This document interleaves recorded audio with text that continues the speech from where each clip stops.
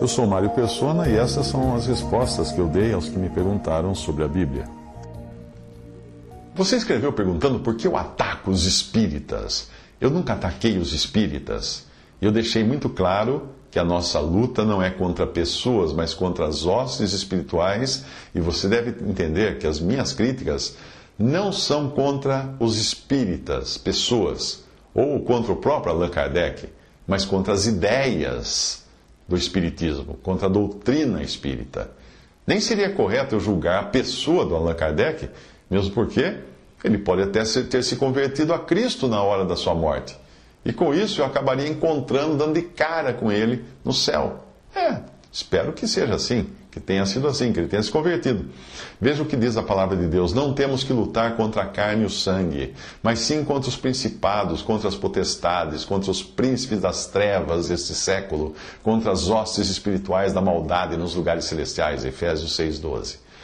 A doutrina espírita, a filosofia espírita tem sua origem no mundo espiritual. Sim. Então é boa? Não. Não.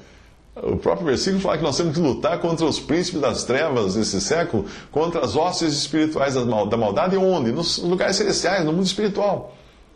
A doutrina espírita é comunicada através de uma suposta consulta aos mortos. Porém, a Bíblia deixa claro que existem seres espirituais, anjos caídos, demônios, com milhares de anos de experiência em interpretar o homem, entender o homem, os seus desejos, suas necessidades, em corresponder com aquilo que o ser humano gosta. O problema é que Satanás promete, mas ele não entrega. Veja o caso dos evangelhos tão aclamados pelos espíritas, e evangelho significa boas novas. O Evangelho diz assim: e o anjo lhes disse, não temais, porque eis aqui vos trago novas de grande alegria, que será para todo o povo, pois na cidade de Davi vos nasceu hoje o Salvador, que é Cristo Senhor. Lucas 2, de 10 a 11. Portanto, a boa notícia ou boas novas é que nós temos um Salvador para nos salvar dos nossos pecados, nos salvar do juízo eterno. E o Evangelho segundo o Espiritismo? Tem alguma coisa de boa notícia? Não, nenhuma boa nova ali. Ele lança sobre o pecador todo o fardo que Cristo nos convidou a lançar sobre ele, sobre Cristo. O Evangelho espírita pressupõe que o homem consiga fazer a expiação dos seus próprios pecados, eliminar o seu karma, ser seu próprio salvador. Será que isso são boas novas? Como seriam se não tem uma saída para o pecador? O Espiritismo diz, você é pecador? Então você vai precisar reencarnar, cara, milhões de vezes, sem jamais ter a certeza de que está na primeira ou na última fase da sua reencarnação. Isso é boa nova para você? Mas evidentemente não é de hoje que o ser humano, no seu estado natural, gosta de acreditar que pode fazer alguma coisa. Ele adora quando alguém vem dizer isso a ele. Que você pode melhorar, você pode evoluir, você pode ser alguém.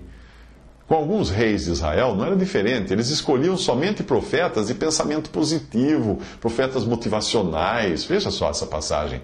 Vês aqui que as palavras dos profetas, a uma voz, predizem coisas boas para o rei. Seja, pois, a tua palavra como a palavra de um deles, e fala bem. 1 Reis 22, 13, quando alguém estava chamando um profeta de Deus e querendo que ele falasse que nem os outros profetas que falavam só coisas que o rei gostava. Já era assim no passado. E ficou pior agora. Por quê? Porque Paulo escreve na sua epístola: o Espírito Santo expressamente diz que nos últimos tempos apostatarão, desviarão-se alguns da fé, dando ouvidos a espíritos enganadores e a doutrinas de demônios, porque virá tempo em que não suportarão a sã doutrina, mas tendo comichão, coceira nos ouvidos, amontoarão para si doutores conforme as suas próprias concupiscências e desviarão os ouvidos da verdade, voltando às fábulas.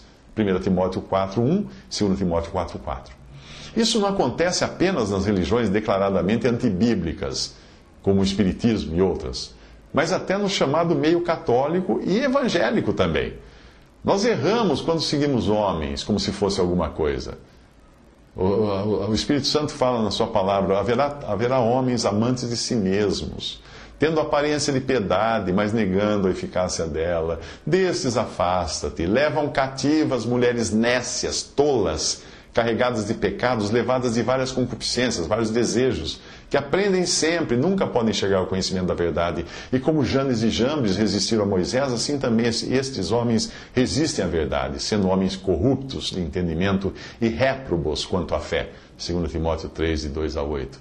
Fique sempre alerta para homens que arrebanham, cegando o juízo dos seus seguidores, prometendo realização das suas concupiscências, dos seus desejos, que podem ser desejos lícitos, como saúde, dinheiro, casamento.